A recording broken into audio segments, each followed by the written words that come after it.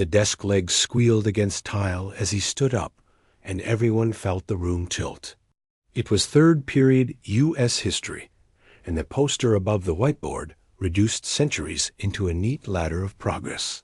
Dates, faces, arrows marching forward as if time had never stumbled. He raised his hand. The teacher pretended not to see it, the way grown-ups sometimes pretend not to see a leak until the ceiling sags. So he spoke without permission. He wasn't loud. He was precise. That paragraph skips the part where the law said my grandfather's vote didn't count unless a man behind a desk said so. It skips how the housing lines got drawn with a ruler dipped in fear. It skips what it took and who it cost. The room inhaled. A boy in the back smirked.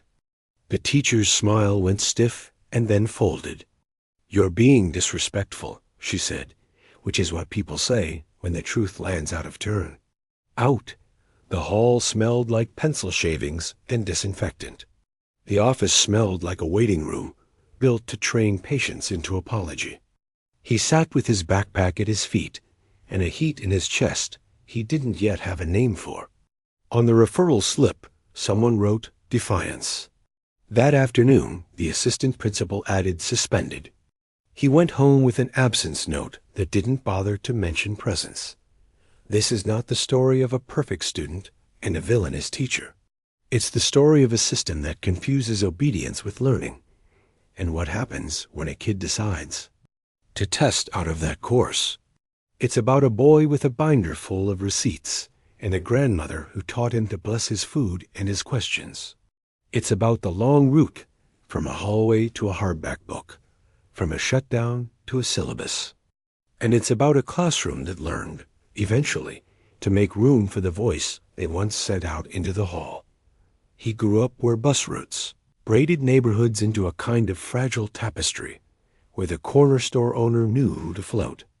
A gallon of milk, too, in which kids needed an extra granola bar, slid across the counter like a secret. Mornings began with a radio low enough to share space with the kettle, and the kettle's steam fogged the kitchen window just long enough to soften the world. His mother's hands smelled like dish soap and lotion. His father's hands smelled like newsprint and the inside of a toolbox. He lived with people who collected words the way other families collected coupons, folded, saved, redeemed at the right moment. On top of the living room bookshelf, between a cracked ceramic vase and a jar of foreign coins, sat a stack of paperbacks with spines so creased they read like lifelines. When he was small, he traced the letters on their edges as if the books could braille their stories into his fingers' dotted school. He learned that questions are instruments, and instruments need tuning. In second grade, the teacher loved his curiosity until it arrived after the bell. By fourth grade, he could tell when a question made an adult feel seen and when it made them feel seen through. He learned to press where there was give and to. Back off where a wall had been built out of someone else's fear. There were teachers who were brave, who didn't flinch when a small boy asked why a textbook photo had more smiling faces than footnotes. There were teachers who preferred the choreography of hands up, eyes down. He grew into his height and his voice at the same time. An awkward duet that meant the word tone started visiting his report cards. Like a polite vandal. Home practiced a different curriculum. His grandmother told stories that treated history like a relative, messy, complicated, showing up unannounced and staying longer than was convenient. She'd stir stew and say, "They rewrote the pamphlet.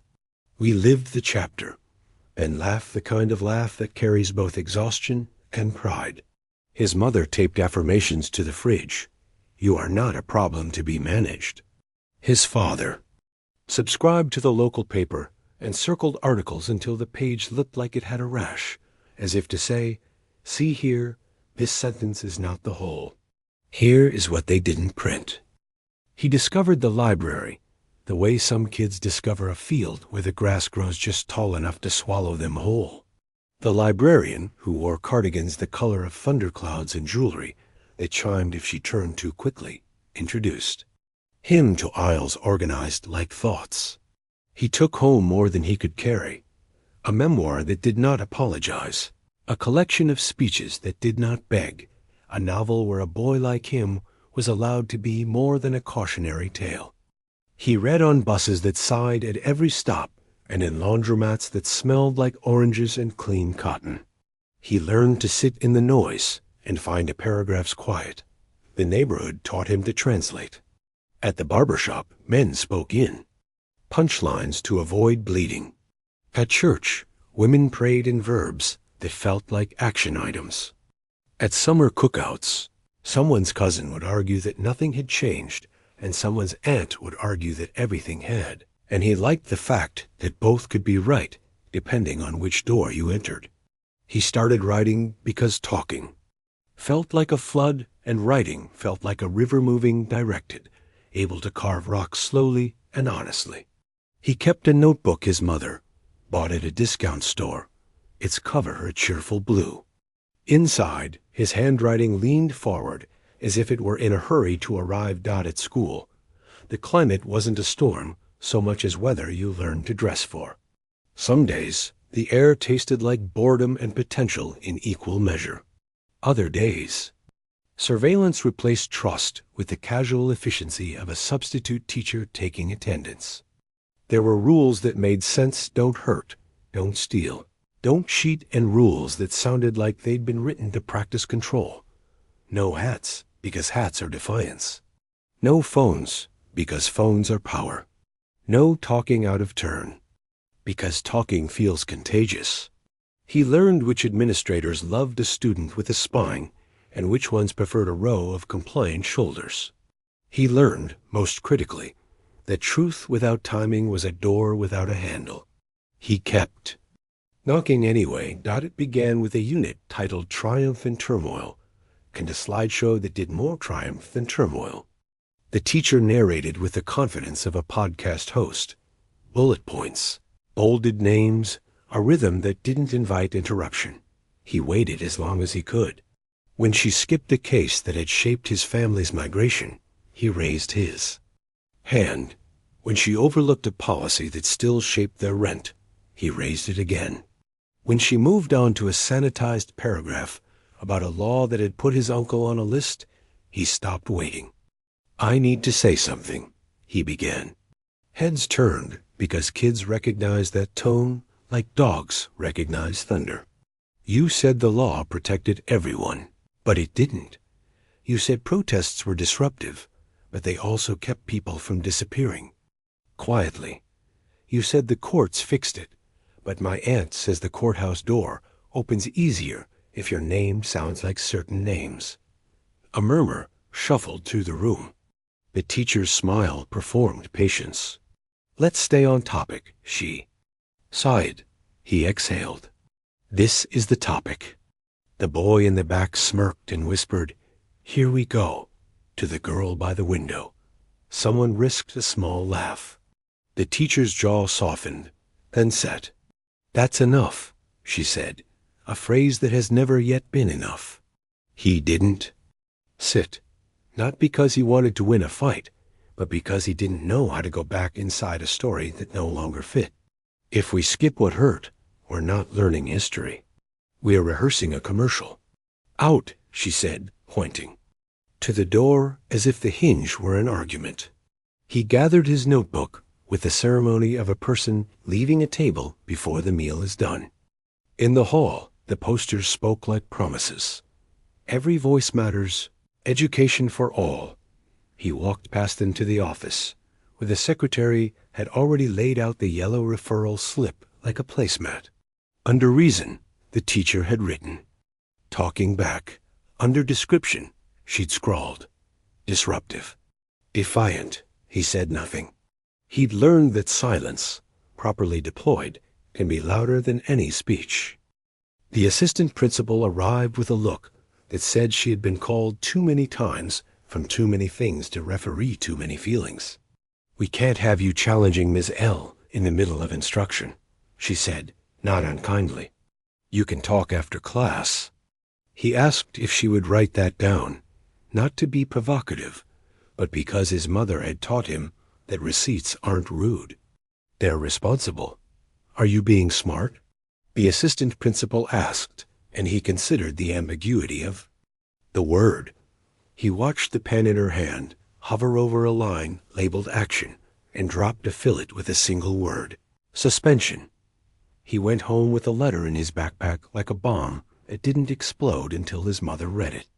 She didn't raise her voice. She made tea and called his grandmother, and then called a neighbor who knew how to put sentences onto letterhead. That night, he wrote down everything he'd said, and everything she'd said, and every glance in the room, not because he wanted ammunition, but because memory is a corkroom, and details are evidence. His mother wrote a reply that cited policy without pretending policy had always been their friend. "We do not consent to our child's voice being treated as contraband," she wrote. "He is not a threat. He is a student. If you are going to apply consequences, apply them to omissions as well as interruptions. If you are going to teach civics, expect citizens." The internet did what it does. Someone posted a version of the story without names, and the names arrived anyway. Comments arrived like weather, some kind, some cruel, most performative. He avoided them, which for a 17-year-old is a kind of miracle. The next day, the hallway quieted as he approached, the way hallways do when they are calculating. Whether you are legend or cautionary tale. He did not slam a locker. He did not spit a slogan. He did not disappear. He went to the library. The librarian handed him a stack of books without the ritual of the barcode, because she already knew his account by heart. There was a hearing, which felt like theater. Chairs arranged in a circle, so it could be called a conversation instead of a decision. The teacher said the words she'd rehearsed. He said the words he hadn't. The assistant principal tried on the tone of neutrality like a blazer she wasn't sure fit. His mother asked a question about learning objectives and how truth fits into them. His grandmother, who had insisted on coming, sat quietly until the room needed gravity. Then she said, "If telling the truth is talking back, you've written your own syllabus wrong." They reduced the suspension to a day. It felt like victory made of sawdust. He went back to class and sat in the same chair with his notebook open. The teacher avoided his gaze. He avoided her pity. He raised his hand when called on and put it down when ignored, and discovered, in the spaces between, that he did not have to wait for permission to learn. He began to write in a way that made paper feel like a place to live. He wrote in study, hall with the hum of fluorescent lights, and in the kitchen with the hum of the refrigerator, and on the bus with the hum of the city. He wrote because talking had to pass through too many ears. Writing went straight to the page. He wrote because a hallway had called him defiant, and his notebook did not agree. He wrote the speech he'd give if given a stage. He wrote the article he'd send if anyone asked. He wrote the book he'd want to read if someone else had written it first. He started a blog not because he believed in audiences, but because he believed in showing up. The template was ugly, and the fonts were wrong, and the first post got 9 views, 3 of which were his mother. He posted twice a week anyway, essays with titles that sounded like the way his grandmother asked questions soft and sharp at once. Why does the room get smaller when the truth gets bigger? What we lose when we skip the hard parts. Suspensions that teach silence.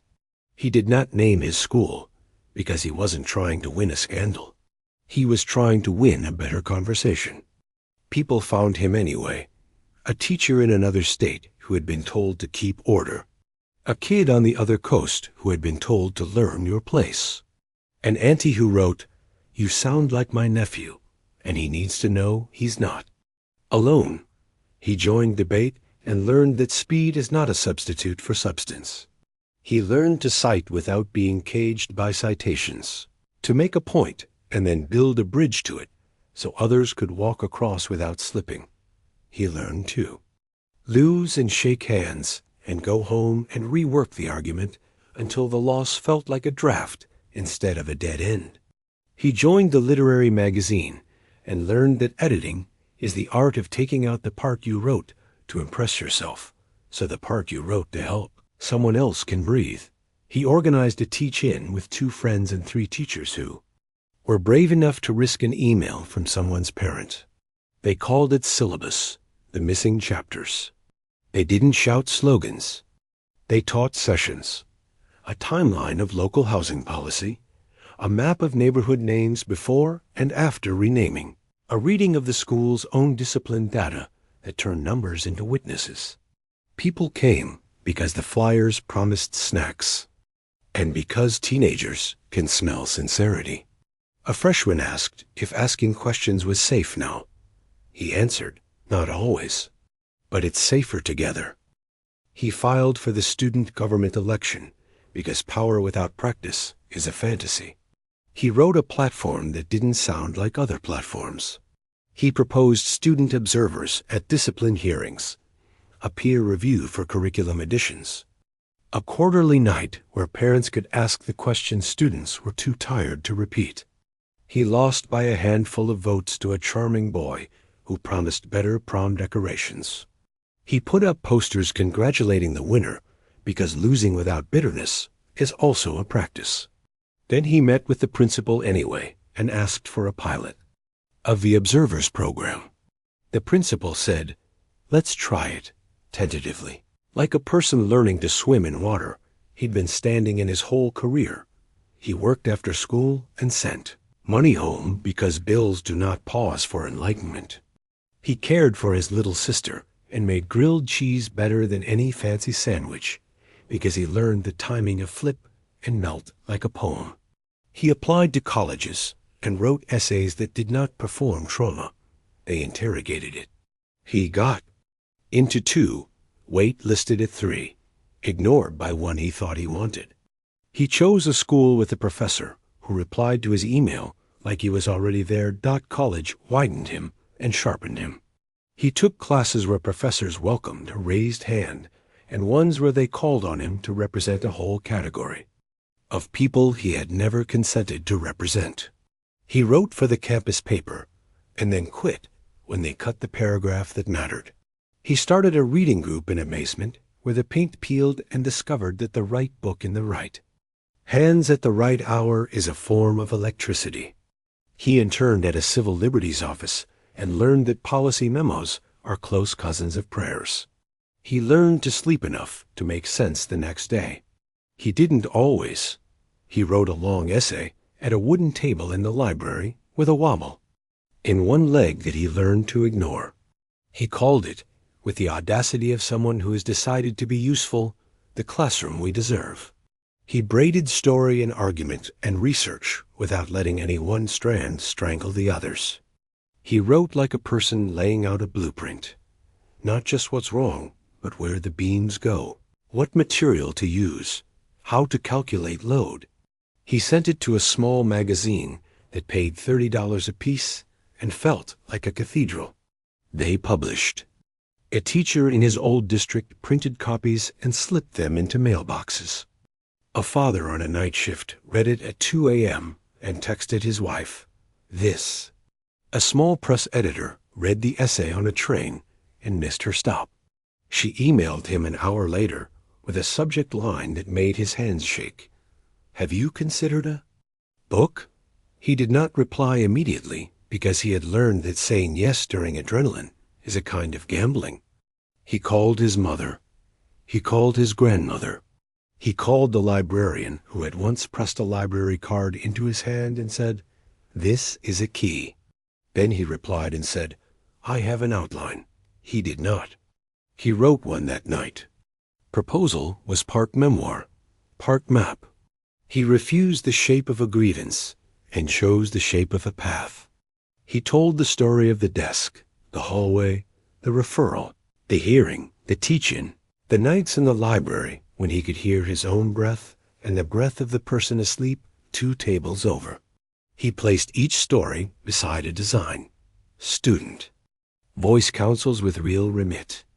discipline practices that repair instead of humiliate, curricula that tell the truth without drowning kids in despair. He wrote a chapter called Receipts, about the power of documentation. One called Syllabus, about who gets to organize knowledge.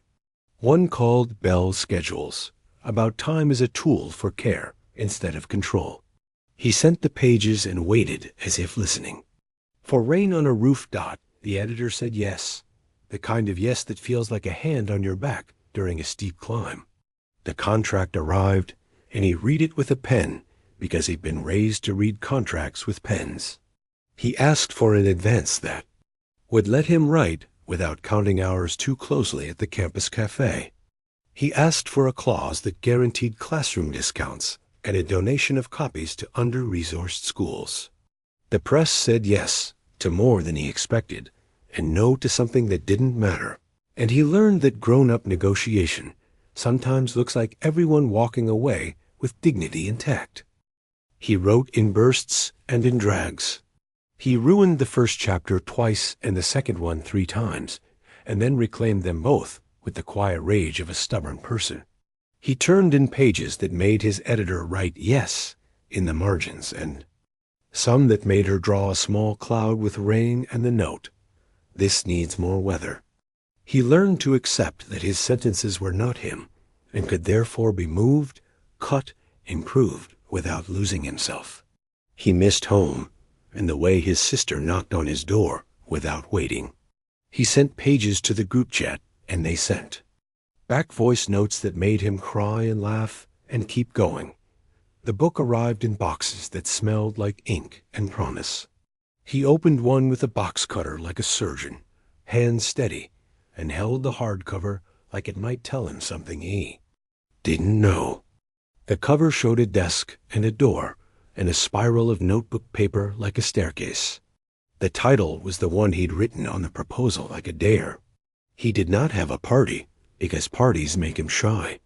He did a reading at the library with the wobbly table and the librarian's cardigan a shade lighter than thunder. People came because they recognized themselves on the flyer.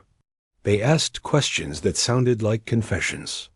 He answered with a voice that had finally found its body. Reviews arrived.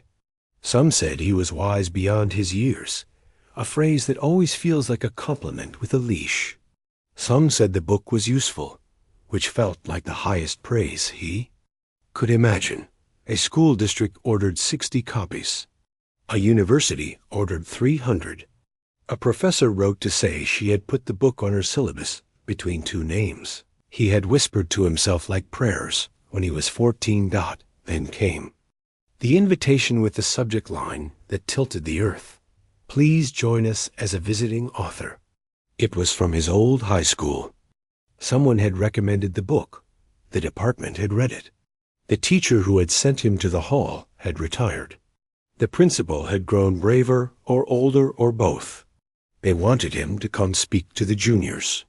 He read the email twice, then a 3rd time, then stood in the hallway of his apartment and laughed an unpretty laugh that scared his neighbor's cat. He wrote back, yes. He signed his name the way he had taught himself.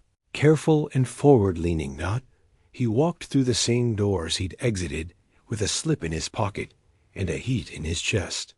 The building had new paint and the same smell of old tile and ambition.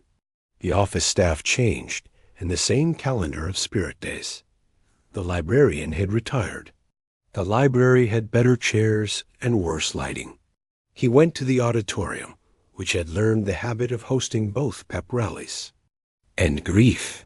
The juniors filed in with the compressed energy of teenagers who believe they invented discomfort. He stood behind a lectern that had names carved into it lightly, the way ghosts leave fingerprints. He began the way he always does, with a story that tells itself like a handshake. 3rd period, U.S. history, he said. They laughed in recognition, because every school has a 3rd period, U.S. history. He told them about the referral slip without giving it power. He told them about the day, reduced to a day and not a destiny. And then he told them about the book, not as a trophy, but as a tool. He read a paragraph that had cost him 3 nights and half a box of tissues to write. He didn't read the part that would make grown-ups cry. He read the part that would make students exhale.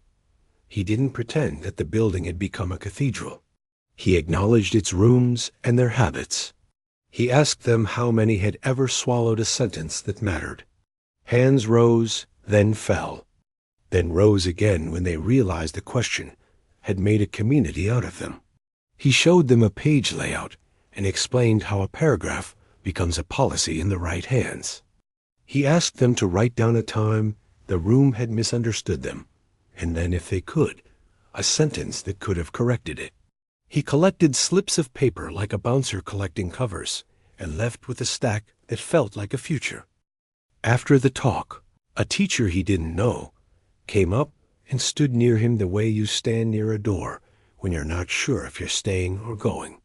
"I assigned your chapter on bell schedules," she said, "and a kid asked me why we need the hall pass if he's just going to the bathroom. I had an answer. It was a bad answer. I'd like a better one." He didn't scold. He said, "Let's write it together." They sat on the edge of the stage and wrote a sentence that didn't punish hydration. He taught a seminar that afternoon titled Syllabi We Make Together. He didn't let it become a complaint session. He made it a design lab. Students proposed texts and the reasons they belonged beside the ones already there. He added 2 to a list on the board and crossed one out when a sophomore made an argument so good the room clapped. He sent teachers home with an assignment. Bring 1 unit next week that scares you because you know it's thin. He promised to bring coffee and a draft. He returned once a month for a semester. The school's discipline data ticked a degree in the right direction, which is how change actually looks. Unsexy, steady. The principal learned to listen without waiting to talk. The new U.S. history teacher learned to call a colleague when her throat tightened. The hall monitor learned that his power lay in diffusing, not flexing. The librarian, the new one, reordered the nonfiction shelf by problem instead of period for a week and watched kids find thoughts they didn't know they were ready for. He did not become a mascot. He did not become a cudgel teachers swung at other teachers. He became something else, a reminder that a system can learn if the people inside it decide they are students again. He was invited to other schools and other rooms, to colleges where he was on the same reading list as giants he'd underlined until the page wore thin. He taught a seminar called The Long Paragraph about how to keep a thought going when the world wants your attention scattered. He started a fellowship for students who write dangerous questions. He funded it with royalties and speaking fees, and the kind of donation a person makes when they understand money is a kind of vote. Once upon a time, a boy stood up in a classroom and told the truth out of turn. They called it talking back. They called it disruptive. They called it defiant. Years later, students sit in that same classroom and read his words aloud with pens uncapped, assignments in the margins like tiny rebellions. They call it the unit on voices. They call it hard but fair. They call it, quietly, permission. If you are watching this with a referral slip sweating in your pocket or a sentence burning your tongue, hear this. Your voice is not a fire hazard. It's a light. That doesn't mean every room deserves it. Choose your moments, and if you choose wrong, choose again. Keep your receipts, not to win every argument, but to remember what you know when someone tries to unteach you. Find your librarian. Build your circle. Make the flyer. Start the reading group. Lose the election, and keep the platform. Write the long paragraph, even if only 9 people read it, 3 of them your family. The 9th might be the editor who misses her stop and sends a different kind of train. If you teach or lead, you are holding a door in one hand and a mirror in the other.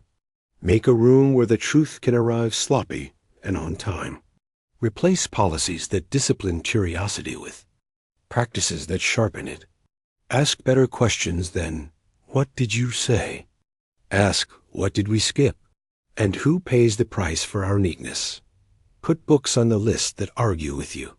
Let your students see you change your mind. They kicked him out for talking back. Now he is the voice their students underline. The chapter that doesn't skip the part that hurts. The homework that builds a better room. That's not revenge. That's repair. And it's a practice, not a miracle. Start where you stand. Bring a pen.